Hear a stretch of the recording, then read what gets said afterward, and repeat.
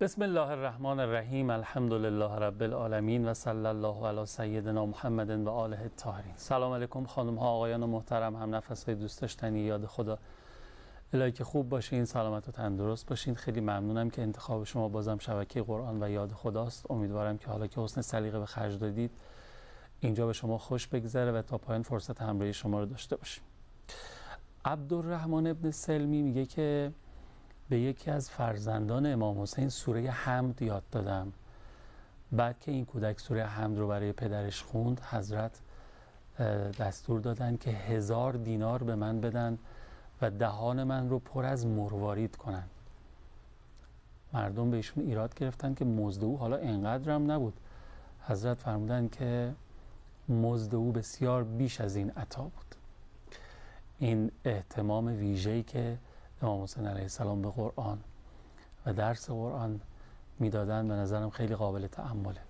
از خدا که پنهون نیست، از شما چه پنهون. ما هم چند هفته پیرامون قرآن و امام حسین علیه السلام این هر دو داریم میشنویم و یاد میگیریم از استاد عزیزم، استاد رمزی اوحدی که امروز هم قدم به چشم من گذاشتن. آقا سلام، خیر مقدم، عرض تسلیت قبول باشه. متشکرم. بسم الله الرحمن الرحیم. به محضر حضرت عالی و همکاران بزرگوارتون و بینندگان عزیز عرض سلام و تسلیت دارم. از خداوند میطلبم که خداوند روزی اونها بکنه که این محرم و صفر آخرین محرم و صفر عمر ما نباشه. الهی آمین، الهی آمین، الهی آمین، انشاءالله. خیلی ممنونم استاد. قبل از که ورود پیدا بکنیم به بحث جدیدمون و آیات دیگری از قرآن کریم رو مطرح بفرمایید، یه خلاصه از برنامه قبل ببینیم با اجازه شما. بله، بفرمایید. ببینیم استاد رمزی اوحدی برای امروز کدوم یکی از آیات قرآن کریم رو که در ارتباط با حضرت سید الشهدا هست برای ما انتخاب کرد. بفرمایید. بسم الله الرحمن الرحیم. عرض کنم خدمتتون که قرآن کریم یه سری حروف داره به نام حروف مقطعه. اول سوره مبارکه مریم می‌فرماید که کاف، ها، یا، عین، صاد از اون حروف مقطعه 5 حرفی است که ها، میم، عین، سین، قاف هم جزو همون به اصطلاح حروف مقطعه طولانی قرآنه. این حروف مقطعه در کلام امام حسن عسکری صلوات الله علیه و مولا امام زمان علیه السلام تفسیرش آمده. حضرت مولا امام زمان علیه السلام فرمودن که حضرت زکریا از خداوند متعال درخواست داشت و وقتی که از خداوند درخواست داشت برای رفع مشکلاتش، اسامی 5 تن آل عبا رو به او معرفی کردن. اسم امام حسین رو که شنید خیلی ناراحت شد. شرح حال امام حسین رو برای حضرت زکریا توضیح داد جبرئیل علیه السلام. این تو روایت اومده و در کتب تفسیری خودمون. دوستانی که میخوان روایت رو نگاه کنن کتاب احتجاج و در تفاسیر دیگه هم آمده. بعد حضرت زکریا وقتی صحنه زندگی حضرت سید الشهدا براش بازخوانی شد خیلی متأثر شد و تو روایت آمده که 3 روز رفت وارد همین مسجد اموی دمشق، ایشون اونجا زندگی میکرد و گریه کرد و از خداوند متعال درخواست کرد خدایا به من هم فرزندی بده که این فرزند هم مثل حسین ابن علی کشته بشه و شهید بشه و من بر او گریه کنم و اینجوری من تأسی کنم به رسول الله صلی الله علیه و آله و سلم. پس از همین کاف، ها، یا، عین، صاد متوجه میشیم که انبیاء گذشته بعضیاشون دوست داشتن که تواسی کنن، اقتدا کنن به رسول الله، عزاداری کردن. حتی میگه به من پسر بده که همون اتفاق برای منم بیفته. آره. پس شایسته است ما هم تو این مراسم شرکت کنیم، تواسی داشته باشیم، حضور داشته باشیم. و این آرزوی خیلی از پدر مادرای امروزمون هم هست دیگه. بله. دفاع مقدسمون، شهدامون، شهدای مدافع. بله همینطوره. الحمدلله هر روز مجلس امام حسین علیه السلام رونق بیشتری هم داره میگیره. عرض محضرتون که حضرت عیسی بعدش خداوند حضرت یحیی رو بهش داد که بعد داستان طولانیه و حضرت یحیی هم شهید شد. در تفسیر کاف ها یا عین صاد، این ماجرای کربلا در قرآن به این نحو اینجوری توی یه آیه متمرکز مطرح شده باشه کل واقعه، فقط همین یه جاست. جاهای دیگه به صورت پراکنده تو قرآن کریم مطرح شده. مثلا تو آیات دیگه هم داریم راجع به امام حسین مستقیم یا غیر مستقیم مطرح شده، اما اینجا تو این حروف مقطعه ابتدا تا انتهاش ماجرا بله قشنگ خود حضرت توضیح دادن واقعه رو و حضرت یحیی هم گریه کردن بر سید الشهدا 3 روز. ما از این صحنه میخوایم چی یاد بگیریم و اینه که این صحنه داره به ما اینو یاد میده که آقا امام حسین علیه السلام یک شخصیتی بوده که انبیای گذشته میشناختنشون. انبیای گذشته چند تا وظیفه عمومی داشتند. امام صادق فرمودن یکی تکریم و پاسداشت و جشن گرفتن 18 ذوالحجه. یعنی حضرت آدم، ادریس، نوح، موسی، همه پیامبران همشون 18 ذوالحجه رو جشن میگرفتن با این عنوان که یه پیغمبری قراره بیاد به نام محمد صلی الله علیه و آله و سلم و قراره یه جانشینی داشته باشه به نام امیرالمومنین علی ابن ابی طالب. جانم. ولذا همه انبیای گذشته میشناختن، همشون میشناختن. میخوام این عرض بکنم و یکی دیگه از اون چیزایی که انبیای گذشته میشناختن همین قضیه سید الشهدا صلوات الله علیه. بله. یه شخص یهودی اومد پیش رسول الله صلی الله علیه و سلم عرض کرد آقا شما برترید یا حضرت موسی که خدا بهش تورات داد؟ حضرت فرمودن که ببین حضرت آدم و خدا به واسطه ما 5 تن بخشید. نوح رو خدا از طوفان نجات داد به خاطر اینکه دعا کرد و قسم داد به ما 5 تن. ابراهیم خدا از آتیش نجات داد چون دعا کرد، دعاش هم میخونه پیغمبر، ما را قسم داد به ما 5 تن ابراهیم. موسی از نیل رد شد به واسطه ما 5 تن. بعد تو از من میپرسی که ببینید پس انبیاء گذشته هم نسبت به حضرت سید الشهدا آشنا بودن. حضرت مولا علی صلوات الله علیه حرکت کردن برای صفین، وارد سرزمین کربلا شدن. شاید دوستان بیننده ندونن که امام حسین علیه السلام 2 بار وارد کربلا شد. بله یه بار در همین ماجرا، یه بار در معیت پدر بزرگوارشون مولا علی صلوات الله علیه در صفین و یه بارم خودشون روز واقعی محرم سال 61 هجری. بعد امیرالمومنین اونجا که وارد سرزمین کربلا شدن نشستن و خیلی گریه کردن.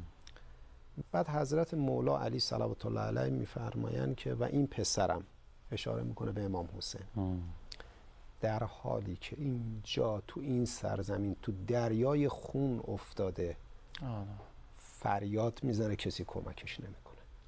ببینید پس انبیای گذشته هم اینجا می اومدن. حضرت ابراهیم هم اینجا اومد از اسب افتاد، ذیل آیه انی سقیم، برن دوستان روایتاشو نگاه کنن. غرض میخوام به شما بگم که امام حسین علیه السلام و واقعه کربلا تو جریان تاریخ بشری الهام بخش بوده و انبیاء الهی همشون از این بزرگوار کمک میگرفتن و آشنا بودن و براشون زندگی امام حسین علیه السلام درس آموختنی بوده. واقعا هم صحنه کربلا برای ما آموختنی است. من تو این جلسه میخوام یکی از اون آموختنی ها رو برای شما بگم که بینندگان ما، امیدوارم کسی توشون نباشه، خدای نخواسته اگر بعضیا ناامیدن امیدوار بشه. انشالله. 2 تا داداش بودن، 2 تا دوتاش، یعنی 2 تا داداش تو جریان کربلا بودن و این 2 تا داداش اولی رو من میگم. یه آقایی بوده به نام ابوالحتوف ابن حرس انصاری. این شخص جناب آقای قوامی سابقه خیلی سیاهی داره. قبلا که با امام علی جنگیده بود، حسابی هم جنگیده بود، یعنی از دشمنان درجه 1 مولا علی بود. وقتی شنید امام حسین تو محاصره افتاده، سریع خودش رو رسوند با داداشش سعد به کربلا و تا خود ظهر عاشورا تو سپاه عمر سعد بود. راوی میگه ابوالحتوف دید امام حسین به نیزش تکیه کرده، تک تنها فریاد زد، گفت کسی هست به ما کمک کنه. این داداش به سعد گفت داداش این پسر پیغمبر ماست، قربتش داره من رو میکشه. گفت چیکار کنم؟ گفت هیچی، ازش حمایت میکنه. گفت حمایت کنه؟ گفت آره. گفت میپذیره؟ گفت آره میپذیره. کشتی نجاته.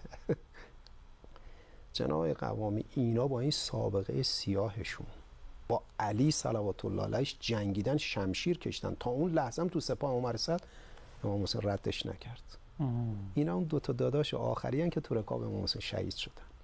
عجب. اینا از این جهت گفتم که بینندگان ما خدای نخواسته زبانم لال اگر یه کسی دو تام اشتباه کرده نگه حالا دیگه من روم نمیشه برم زیارت، روم نمیشه تو جلسه سید الشهدا برم. نه، برو. امام حسین علیه السلام بابا اینا رو هم نجات داد.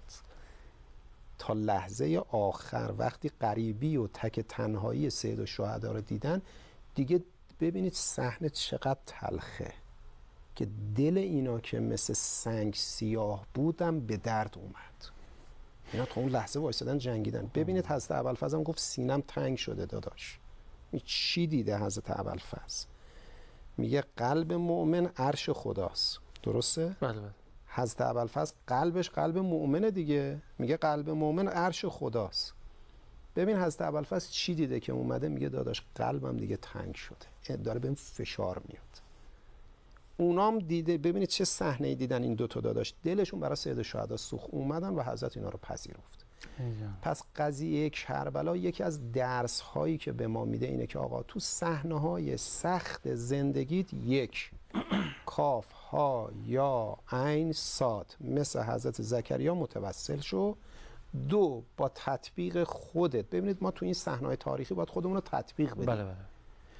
خودت رو تطبیق بده با ابوالحتوف ابن حرس انصاری و داداشش سعد. دیگه سابقه تو که از اون خرابتر نیست. ناامید نشو، شیطون ناامیدت نکنه.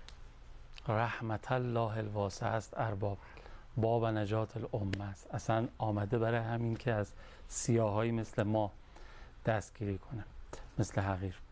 خیلی ممنونم. بریم اگه اجازه بدین آیات ابتدایی سوره مبارکه مریم روی پیشنویم صفحه کنیم، برگردیم بعد در خدمت شما باشیم. بسم الله. اللهم صل علی محمد و آل محمد و عجل فرجهم. این آیات که داشت پخش میشد من یادم افتاد که این رو هم تو کتابا خوندم که حضرت زینب سلام الله علیها توی کوفه جلسه درس قرآن داشتن. یه روزی داشتن سوره همین مریم رو، آیات ابتدایی سوره مریم رو درس میدادن. امیرالمومنین وارد شدن، بعد امیرالمومنین ازشون سوال کردن که میدونی تفسیر این کاف ها یا عین صاد چیست؟ و بعد از زینب سوال کردن و بعد براشون ماجرای کربلا رو تا حدودی توضیح دادن و حتی اشاره به اسارت از زینب هم کردن. جالبه. اینی که فرمایش فرمودید در کتاب حضرت آیت الله شهید دستقیب آمده روایتش و دقیقا فرمودید. من خواستم دوستانی که میخوان مطالعه کنن آدرس بدم. مرحوم شهید دستقیب یک کتاب داره به نام زینب صلوات الله علیها، یک کتاب هم برای فاطمه زهرا صلوات الله علیها داره. البته ایشون کتاب زیاد داره، همه کتاباش هم قشنگ و زیبا و خوندنی و عجیبه، مخصوصا کتاب داستانهای شگفتش که اونجا خیلی چیزهای عجیب غریب بهت آوری از امام حسین علیه السلام نقل میکنه. بله، که فقط من خواستم آدرس این فرمایش رو داده باشم که دست شما در نکنه. من خودم حضور ذهن نداشتم. ممنون. عرض کردم محضرتون بخش اول که دو تا داداشی بودن تو کربلا. دو تا داداش رو فرمودین. اون دو تا داداش اولی شهید شدن، این دو تا داداش دومیا یکیشون شهید شد، یکیشون رفت جهنم. عجب. چطور؟ بله، یه شخصی بود به نام عمرو بن قرزه. این آقا تو سپاه امام حسین بود، داداشش تو سپاه عمر سعد بود. این امر موقعی که افتاد به زمین، سید الشهدا صلوات الله علیه رسیدن و بغلش کردن و اینا. داداشه حمله کرد که امام حسین رو بکشه. خبیث. اصحاب سید الشهدا او رو دورش کردن. بعد اون شروع کرد از اون بر به مولای ما بی‌ادبی کردن. الفاظ خوبی به کار نبرد. اگه ادب به خرج میداد شاید قطعا مثل خور نجات پیدا میکرد. دیگه از شاخصه های رفتاری سپاه عمر سعد تو متن زیارتنامه های امام حسین هم هست که امام حسین رو با زبان زخمیش کردن، یعنی حرفای نامبارک و زشت میگفتن.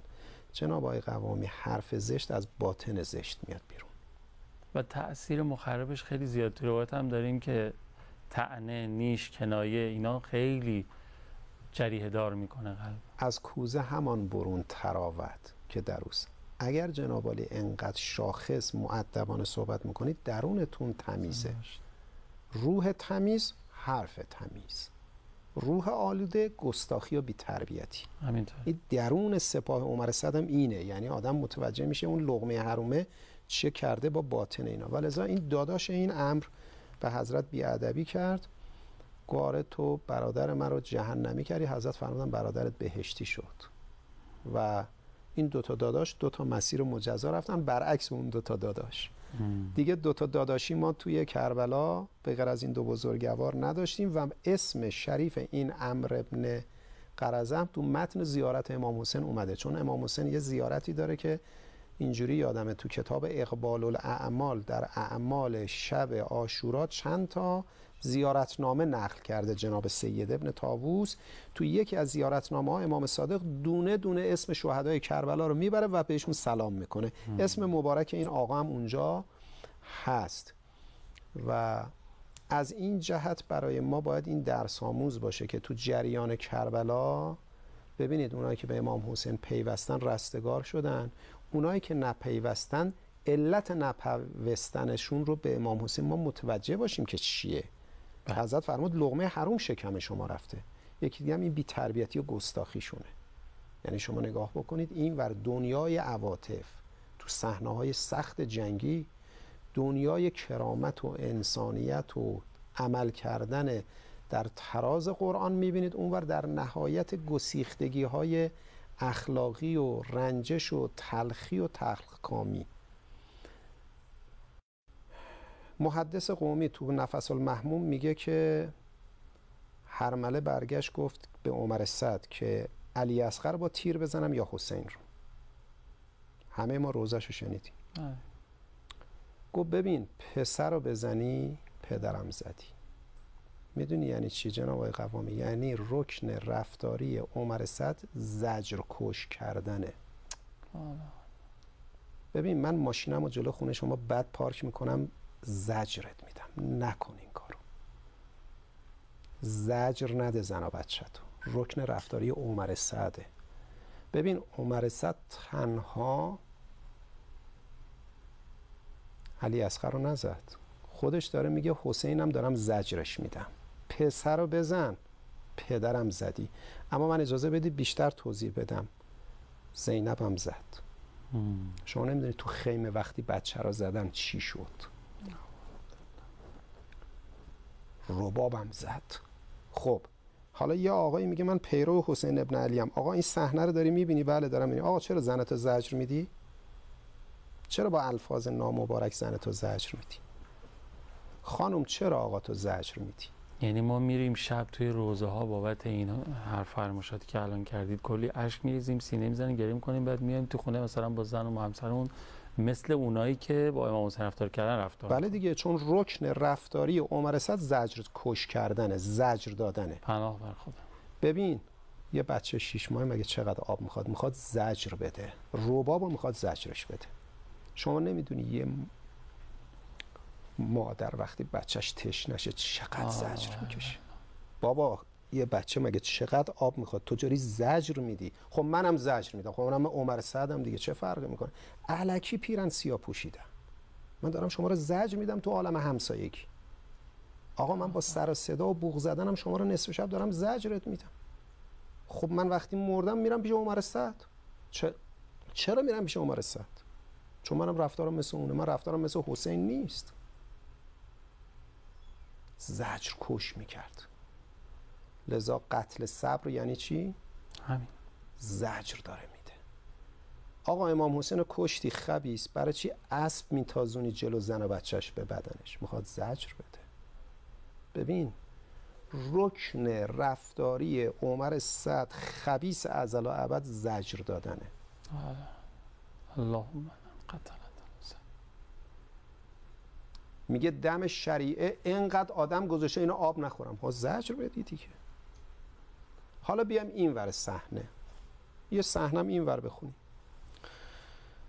مولا علی صلوات الله علیه تو نهج البلاغه میفرمان همه 7 اقلیم هستی رو بذاری توی یک کف دستم، یه مورچه رو بگی از دهنش پوست جو بگیرم نمیگیرم. تفسیر این حرکت یعنی چی؟ یعنی من مورچه رو زجر نمیدم. عمر صد اونجوریه، علی صلوات الله علیه اینجوریه. حالا بعضیا اینو به عدالت امام علی تعریف کردن، بعضیا میگن آقا عجب روح لطیفی داره مولا. بله اینا همه هست. من چند تا دیگه میتونم از این رفتار حضرت بازخوانی به اصطلاح داشته باشم، اما من به این تکش کار دارم. حضرت میگن من این مورچه رو زجر نمیدم. تو شیعه منی، منم امیر تو هم، ما هم افتخار میکنیم شما مولای مایی. ببین اگر مولاد علی زجر کش نکن، زجر نده همسایتو. آقا چرا همسایتو زجر میدی؟ همکارتو زجر میدی، هم کلاسیتو زجر میدی، با زبونت، با رفتارت، با بد رانندگی کردنت. خب اینو زجر کش کردنه دیگه آقا. ببینید تو این چاله خیلی ها میفتن. بله همینطور. درسته؟ بله بله. شما برید الان تو حیات خلوت ذهن بعضی از آقایون میبینی از دست خانمش ناراحته به خاطر یه جمله‌ای که گفته، آتیشش زدی با اون جمله. زجر ندیم. ما این صحنه رو روزش رو شنیدیم، هممون هم گریه کردیم، ولی ببین خب زجر نده دیگه. ما هم باید یاد بگیریم. ببینید این سرزمین پهناور کربلا، شرق و غرب عالم رو گرفته کربلا. میبینی بودایی ها عزاداری میکنن براش، مسیحی ها عزاداری. این درخشندگی نور انسانیت حسین ابن علیه که همه رو خاضع کرده. توی همین پیاده روی اربعین کشیش ها رو میبینیم و بزرگان ادیان مختلف رو میبینیم میان اونجا. اینا علت داره. یعنی ببینید دعوا شروع نمیکنه، اوقات تلخی نمیکنه، رفتارش لطیفه، صحنه‌های زیبا خلق کرده. اونور میبینی نهایت شقاوت. بعد میبینی تو زیارت عاشورا ما اینا رو با لعن بگید به رگبار میبندیم. بعد ما تو زیارت عاشورا داریم کیو لعن میکنیم؟ بنده گاهی وقت خودم رو لعن میکنم، چون عمر صد رکن رفتاریش زجر دادن بود، منم دیگران رو زجر میدم. همه از دست من آسیان، فامیل، دوست، رفیق، همکار. خب من دارم تو زیارت عاشورا خودم رو لعن میکنم. امیدوارم که از این بخش گزنده‌ای که صحنه تلخی هم هست تو جریان کربلا خودمون بتونیم تحفظ کنیم به برکت مولا و دستگیری مولا امام حسین علیه السلام. الهی آمین. دعای شما در حق هممون خدا کنه که مستجاب بشه.